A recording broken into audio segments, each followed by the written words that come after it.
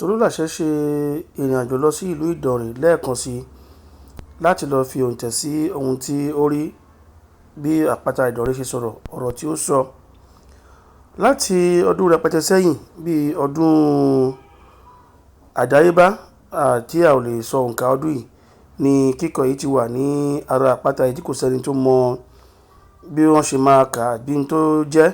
Àmọ́ lónìí tí a dé ààfin Kabiyesi ọba ìlú Ìdànrè pẹ̀lú àtìlẹ́yìn ọ̀gbẹ́ni Rauf Arẹ́gbẹ́ṣọlá láti rí wípé a rí ohun tí ó jẹ́ nǹkan tiwa láti fi lè dìímú. Ọ̀gbẹ́ni Rauf Arẹ́gbẹ́ṣọlá ni ẹni tí ó ní pé dandan ni láti mọ ohun tí òkè yẹn sọ. Ó sì ṣèlérí láti sọ fún àwọn mínísítà tí ó kàn táwọn jọ máa lọ sí òkè yìí. A dúpẹ́ lọ́wọ́ ẹni tó nífẹ̀ẹ́ ìran Kaaro-Oojiire. Ìlú Ìdànrè la wà yìí ní ọjọ́ 22/05/2022. A rí kíní kan lọ́dọ̀ wa ní 2011 a lè ti ń promote ẹ̀ tí a ti ń lò a fi ń ṣe àwọn oríṣiríṣi ní 2016.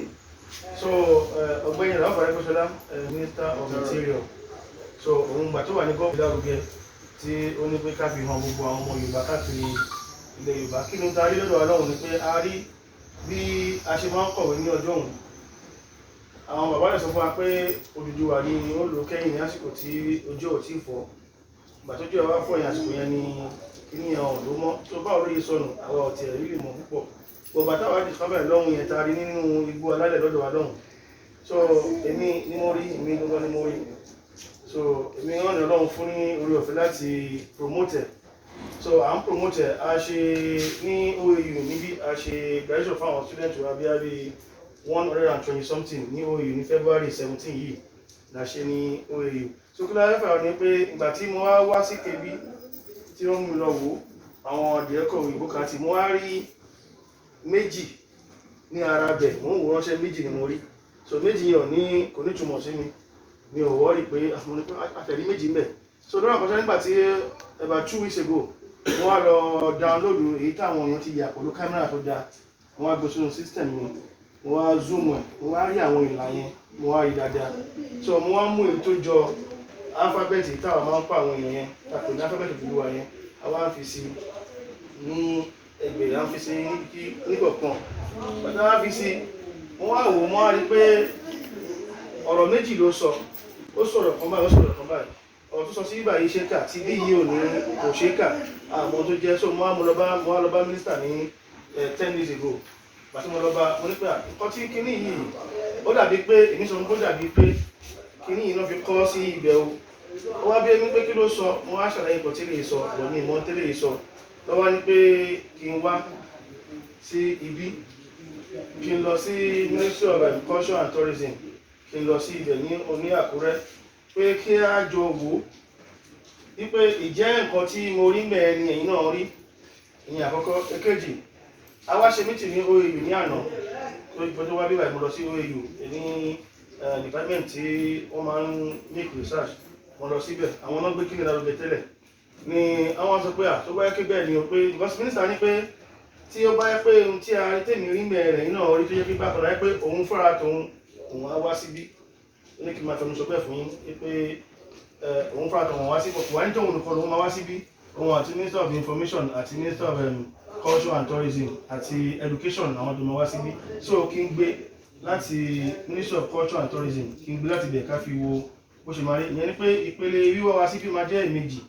Àkọ́kọ́ ni pé àwọn professors ní OAU àtàwọn university míì wọ́n wá pẹ̀lú àwọn mélòó kan wọ́n wá, then a fi pẹ̀lú Ministry of Culture and Tourism wọ́n ti gbé kí n kọ̀wé sí governor àti minister pé àwọn máa kọ́ wá láti kọ́kọ́ wò náà kó tó di pé àwọn àgbààgbà wá, because tí àwọn minister bá fẹ́ wá yẹn àwọn ọba ńlá mélòó kan máa fẹ́ tẹ̀lé wọn bí Alára di Olúgbọ́n Àrẹ̀sà gbogbo náà mọ̀ nípa kínní tí wọ́n ti àwọn náà fọwọ́ sí 2017 ní ọ̀dọ̀ gómìnà Arẹ́gbẹ́ nígbà yẹn pé kí a máa kọ tí mo dẹ̀ ń kọ́ àwọn èèyàn láti inú TV. So wọ́n ní pé ìpele méjì ló máa jẹ́. Àwa máa ṣiṣẹ́ tiwa ní bíbá yìí ní ìwọ̀nba time tí mo fi wá yìí. Lẹ́yìn a máa wá mú ọjọ́ pẹ̀lú Culture and Tourism. Ọjọ́ táwọn professors máa wá tí a máa lọ wò. So iṣẹ́ tá a máa ṣe from now on. So èyí tí mo wá ṣe tí mo ṣe jáde báyìí nísìnyí mo ní pé kí n fi hàn yín ìgbàgbà tí mo Mo kékeré yìí wá.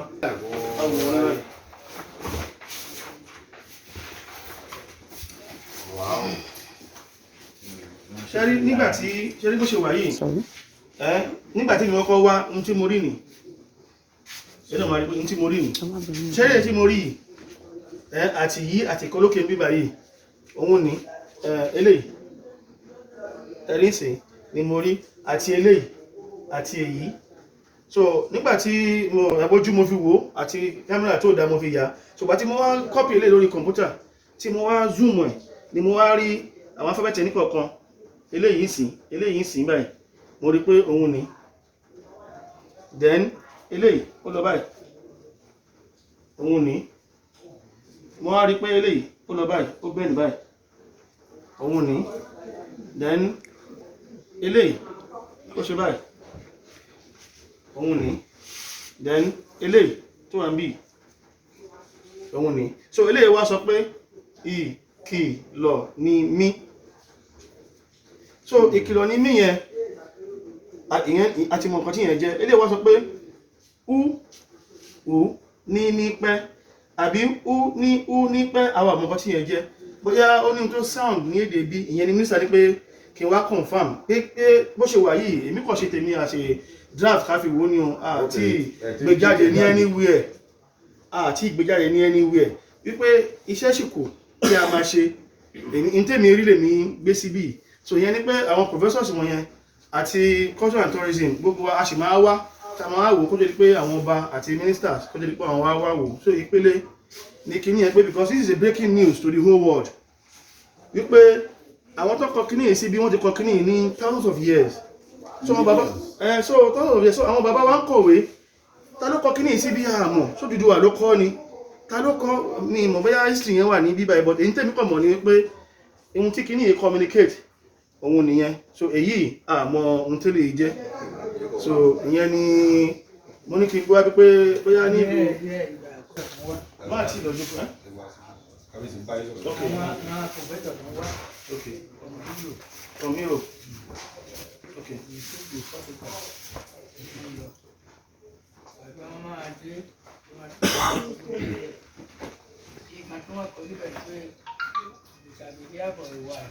okay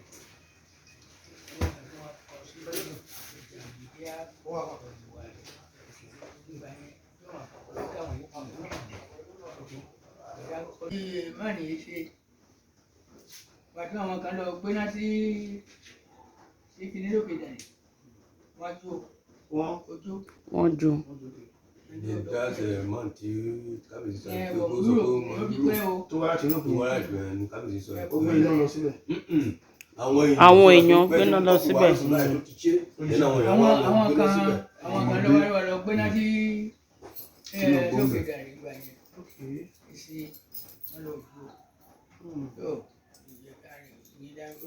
oníkàlùwà ìjàgbé àpọ̀ ìwà àgbé ní ìgbà díẹ̀ tó wà níbẹ̀ nìyẹn. That's the one you don't understand. The other side. wọ́n kọ́kọ́ fi ẹsẹ̀ kalẹ̀ ẹsẹ̀ tí wọ́n kọ́kọ́ fi kalẹ̀ ó ti wà lórí òkúta. Bẹ́ẹ̀ ni mo rí nígbà tí Agbógun. Nítorí agbógun ló discover ẹsẹ̀ yìí. Ẹ̀dá ìgbẹ́lẹ̀ ẹ̀kúnṣẹ́ náà. Yes, sir. Yes, sir. Well done. Yes, sir. a jọ máa ṣiṣẹ́ pọ̀ láti kátólípà àgbésáyé láti notify láàrin Ministry of Culture and Tourism tourism ó yẹ ká ṣiṣẹ́ díẹ̀ pẹ̀lú àwọn professors yẹn so láàrin wa àtàwọn professors yẹn máa mú ọjọ́ tá a máa fi wá wò bóyá ministry yẹn máa wá túbọ̀ yẹn clean sí bóyá máa ṣiṣẹ́ lórí ẹ̀ kan fi clean ẹ̀ kó fi hàn dáadáa so àti ó yẹ pé táyé bá rí wọ́n lè mọ̀ pé a kì í ṣe ìdálásọ àwọn náà ti ń kọ̀ọ̀kan kó tó di pé wọ́n wá gbé agídí wá fún wọn. No, tó èmi sọ ni pé èmi ò sọ pé clean bó ti wáyé sí ó ti show ohun tí a rí mẹ́ náà ló wà níbí yìí but in case fún àwọn èèyàn láti fi rí dáadáa pé nísìnyí láti lè rí dáadáa láti lọ síbẹ̀ yẹn ká maybe kí wọ́n yẹ̀ ọ́ dáadáa ká fi clean ẹ̀ kó fi tó bóyá tó bá máa jáde àwọn èèyàn rí pé lóòótọ́ ohun tá a gbé sí yìí ó wà real so àmì lè máa jáde pé kíní yìí gbàdí mínísítà rí níta ní pé kíní yìí ó ní kíní yìí ó hàn dáadáa ìwọ ló ń rí kíní yẹn mi ò rí bọ̀ eléyìí ló ń rí kọ̀mpútà mi jáde dáadáa. bọ̀ kíní yẹn ó hàn everybody rí ó dúdú tẹ́lẹ̀ àbẹ̀ dúdú so fúnra ara náà ní tá bá pín nǹkan wa tá bá rí pé bẹ́ẹ̀ ni tá pè bẹ́ẹ̀ àwọn ayé bá wa rí bẹ́ẹ̀ so sí nítorí pé ó ṣì wà bẹ́ẹ̀ ó ti wà bẹ́ẹ̀ kó tó di pé wọ́n bí àwa ó yẹ tí kò sí pé bóyá ìnìkan ló lọ kọ kíní yẹn síbẹ̀ so this is a very big discovery and breaking news to the whole world láti fi hàn wípé bí a ṣe jẹ́rìí so mo ní pé kí wá ṣàlàyé fún kábíyèsí then màá kọ̀wé wá fún yín ní Monday màá dẹ̀ mú ìwé lọ màá wà ní ìlú yìí fún títí di Sunday so màá mú lẹ́tà tí bí wá náà kí n tó lọ sí ọ̀dọ̀ wọn lọ́hùn ká lọ rí minister and commissioner bàbá yẹn sọ sí. minister for culture and tourism.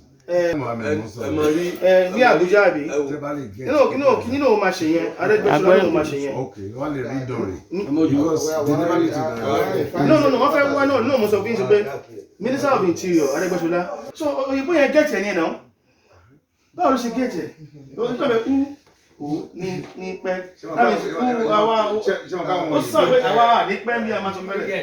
ṣé ọba àwọn òyìnbó they are very very clever. Ikọ̀ táwa fi ọdún mẹ́ta analyse òyìnbó lè lo 10 years. I spent all my life in the UK. Àṣọ àti mọ mí nìyẹn nìyẹn. Yes, òyìnbó á study ẹ̀ ó lè lo 10 years kó máa gbé ní kó máa wo every day. A máa wò. So that's it. So náà ni nǹkan tí bẹ̀rẹ̀ sound ní èdè Yorùbá wá sí náà ló sound.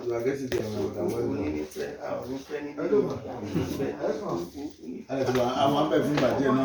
Nàìjíríà ní pẹ́ ní ayé náà wow Ọlọ́run bá ṣe o. Adákẹ́lá bèdè millions of years ní years rẹpẹtẹ. Because ọlọ́fin tí kábíyèsí sọ̀rọ̀ yẹn àbúrò ló wà gan-an wọ́n jọ wá láti mẹ́kà ní àbúrò ló wà gan-an. Àbúrò ẹ̀ gbogbo bẹ́ẹ̀ ni yes.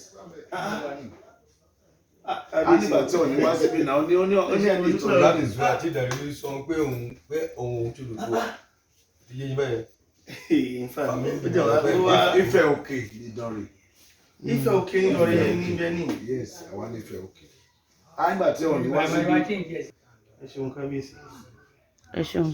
Crown Oduduwa. Ìdàrí ló wà ń rẹ̀. Ló wà bẹ́ẹ̀ ni tó wá ṣe fi replace ti the bronze yẹn ilé ló wá fi replace ẹ̀. Oduduwa gan ló lò nígbà tó wà láyé.